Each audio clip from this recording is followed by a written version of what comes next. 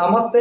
ఈరోజు టాపిక్ వచ్చేసి అసెంబ్లీ సాక్షిగా రేవంత్ రెడ్డి గారు అల్లు అర్జున్ మీద మండిపడ్డాడు, తీవ్రంగా మండిపడ్డాడు. అసలు ఆ చిన్న పిల్లాడు చావు బతుకుల మధ్య ఉంటే ఈ సెలబ్రిటీలకి, హీరోలకి వాళ్ళ హీరోనే ముఖ్యమా అనేది కూడా ఆయన ఈరోజు ప్రశ్నించడం జరిగింది. అదేవిధంగా ఇక నుంచి తెలంగాణలో బెనిఫిట్ షోలు కానీ, టికెట్ల రేట్లు కానీ బంద్ చేస్తాడు.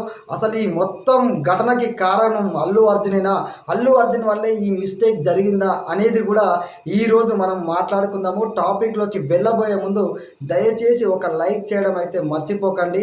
ఈరోజు అసెంబ్లీ సాక్షిగా తీవ్రంగా రేవంత్ రెడ్డి అల్లు అర్జున్ మీద మండిపడ్డాడు. పక్కనుంటే కొట్టేవాడేమో, ఎందుకంటే ఎంత కోపంతో మాట్లాడిండో అంత ఆలోచనతోటి ఈ రోజున రేవంత్ రెడ్డి గారు యావత్ సమాజాన్ని అసెంబ్లీ సాక్షిగా మేల్కొల్పిండని చెప్పొచ్చు.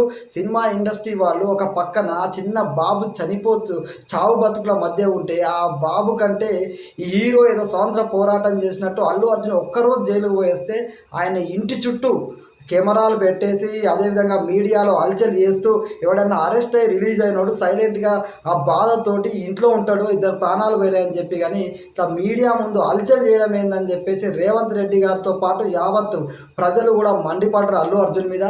ఈరోజు రేవంత్ రెడ్డి గారు అదే టాపిక్ని అసెంబ్లీ సాక్షిగా మాట్లాడడం జరిగింది. అదేవిధంగా సంధ్య థియేటర్లో ఏం జరిగింది అనేది అసెంబ్లీ సాక్షిగా చెప్పడం జరిగింది. సంధ్య థియేటర్కు అల్లు అర్జున్ వచ్చినప్పుడు ఒక్కసారి ఆయనకు పర్మిషన్ లేదు, వద్దని చెప్పిన వినకుండా వచ్చిందంట. థియేటర్కి వెళ్ళిన తర్వాత కనీసం పోలీసులు అక్కడ లాఠీ చార్జ్ చేసి ఆ జనాలు చేరగొట్టితే అక్కడ ఒక మహిళ చనిపోయింది, అక్కడ ఒక పాప, ఒక చిన్నారి, ఒక బాబు చావు బతుకుల మధ్య ఉండు, ఇక్కడ పరిస్థితులు బాగాలేవు, మీరు సినిమా థియేటర్ నుంచి వెళ్ళిపోవాలని చెప్తే కూడా వినకుండా అక్కడే ఉండంట. మళ్ళీ పై ఆఫీసర్ వచ్చి చెప్తే కానీ అరెస్ట్ చేస్తామంటే కానీ అల్లు అర్జున్ థియేటర్ నుంచి వెళ్ళలేదంట. నిజంగా ఒక మనిషి చచ్చిపోయాడని చెప్పిన తర్వాత వెళ్ళకుండా థియేటర్లో ఉండడం ఏందని చెప్పి ప్రతి ఒక్కరూ ఆలోచన చేస్తారు.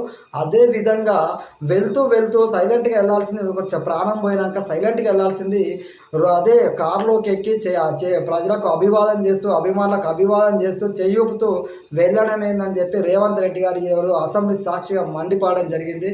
ఇక నుంచి తెలంగాణలో అయితే బెనిఫిట్ షోలు కానీ, టికెట్ రేట్లు పెంచడం కానీ అన్నీ బంద్ అని చెప్పి రేవంత్ రెడ్డి చెప్పడం జరిగింది. నేను ముఖ్యమంత్రిగా ఉన్న రోజులు తెలంగాణలో సినిమా టికెట్లకు కానీ, అదేవిధంగా బెనిఫిట్ షోలకు కానీ అస్సలు అవకాశం లేదని చెప్పి రేవంత్ రెడ్డి గారు స్పష్టం చేయడం జరిగింది.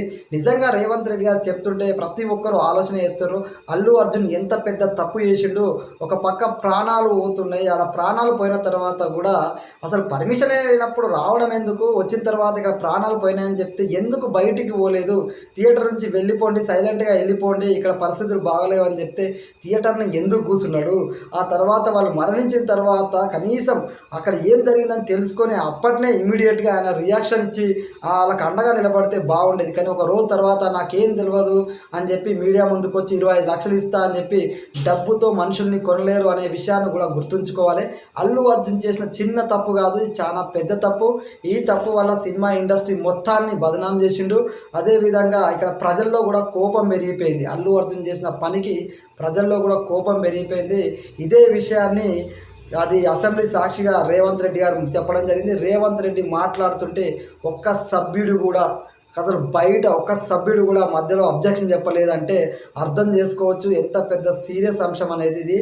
కాబట్టి అందరూ రేవంత్ రెడ్డికే సపోర్ట్ చేస్తారు తప్ప అల్లు అర్జున్కి సపోర్ట్ చేయట్లేదు. ఈ విషయంలో 100% అల్లు అర్జున్ కంటే రేవంత్ రెడ్డికే సపోర్ట్ ఉంటుంది. అల్లు అర్జున్ అరెస్ట్ చేసినప్పుడు, విడుదలైనప్పుడు హీరోల నుంచి వచ్చింది తప్ప ప్రజల నుంచి మాత్రం ఎలాంటి సానుకూల స్పందన రాలేదు. కేవలం వాళ్ళ సినిమా ఇండస్ట్రీ నుంచి వచ్చిందన్న విషయాన్ని అల్లు అర్జున్ గ్రహించుకోవాలి. జై హింద్.